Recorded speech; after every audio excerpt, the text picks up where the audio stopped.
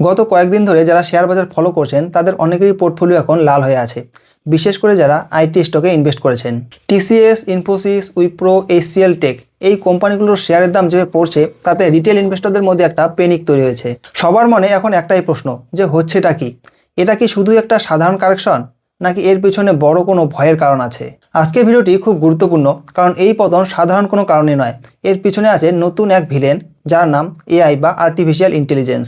আজকের ভিডিওতে আমরা জানবো কেন হঠাৎ করে আইটি সেক্টরে ধস নামলো, অর্থাৎ why IT stocks are falling.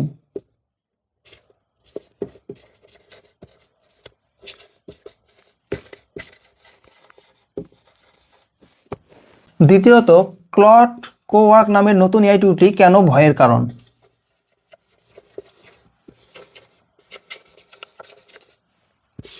Clod কোওয়ার্ক।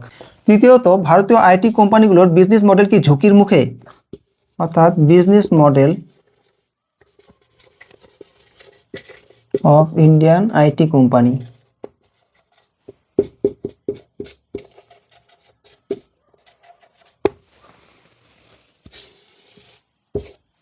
এবং সবশেষে, একজন ইনভেস্টর হিসেবে আপনার কি করা উচিত? শেয়ার বেচে দেবেন নাকি আরও কিনবেন? What to do. প্রথমে একটু ডেটা দেখা যাক। ফেব্রুয়ারি 2026-এর শুরু থেকেই আমরা দেখছি আইটি ইন্ডেক্সে বড় পতন। একদিনেই 5 থেকে 6%-এরও বেশি পতন দেখা গেছে ইনফোসিস, টিসিএসের মতো স্টকে। গত এক বছরে আইটি সেক্টর রিকভার করার চেষ্টা করছিল, কিন্তু হঠাৎ এই ঝটকাটা কেন? দেখুন, আইটি স্টক পড়ার পিছনে সাধারণত দুটো কারণ থাকে। এক হলো আমেরিকার মন্দা এবং দুই হলো ভ্যালুয়েশন। কিন্তু এবার কারণটা একটু আলাদা।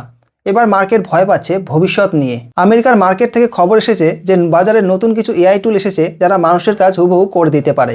এই পতনের প্রধান কারণ হলো আমেরিকার কোম্পানি অ্যানথ্রোপিকের লঞ্চ করা একটি নতুন টুল যার নাম ক্লড কোওয়ার্ক। ক্লড কোওয়ার্ক এটা কোনো সাধারণ চ্যাটবট নয়, এটা এমন একটা এআই প্ল্যাটফর্ম যা এন্টারপ্রাইজ বা বড় কোম্পানির জটিল কাজগুলো একাই করতে পারে। চলুন একটু সহজভাবে বুঝে নেই ভারতীয় আইটি কোম্পানিগুলো যেমন টিসিএস, ইনফোসিস কীভাবে টাকা আয় করে। এরা আমেরিকার বড় বড় ব্যাংক বা কোম্পানির সফটওয়্যার মেনটেন্যান্স, কোডিং, টেস্টিং বা ডেটা এন্ট্রির কাজ করে। এর জন্য তাদের হাজার হাজার ইঞ্জিনিয়ার নিয়োগ করতে হয়। কতজন ইঞ্জিনিয়ার কত ঘন্টা কাজ করলো তার উপর ভিত্তি করে বিল তৈরি হয়। একে বলা হয় বিলেবল আওয়ার্স।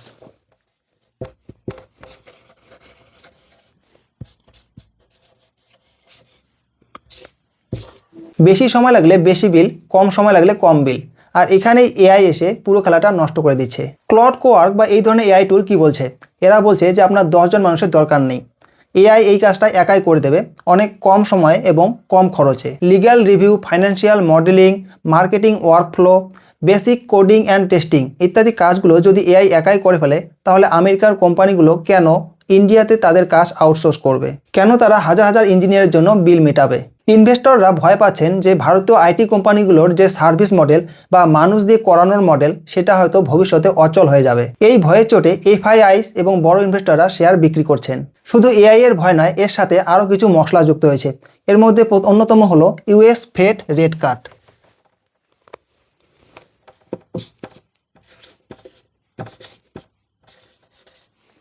Fade rate cut. আমরা আশা করছিলাম যে আমেরিকা শীঘ্রই সুদের হার কমাবে, কিন্তু আমেরিকার জব ডেটা খুব শক্তিশালী এসেছে। এর মানে হলো ফেডারেল রিজার্ভ এখনই রেট কাট করবে না।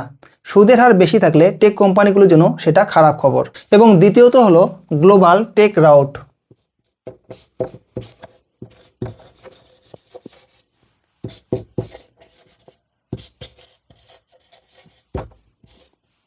আমেরিকার ন্যাসডাক ইন্ডেক্সও পতন দেখা গেছে।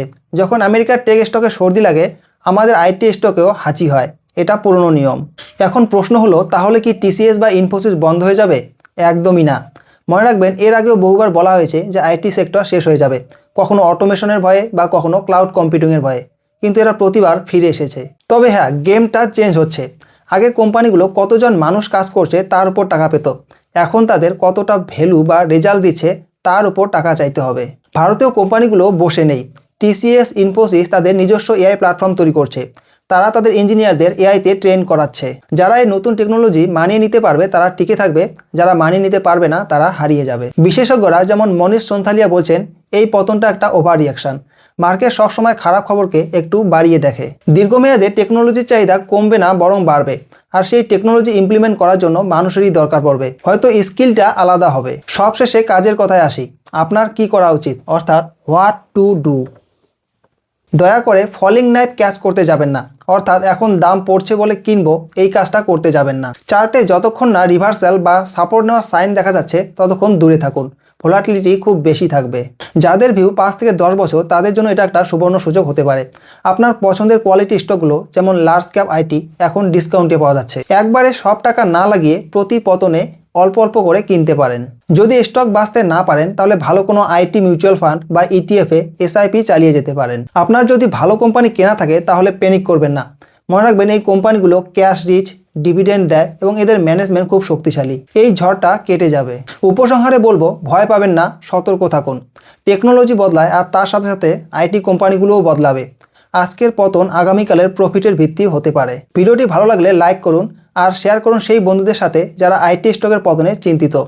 দেখা হবে পরের ভিডিওতে। ধন্যবাদ।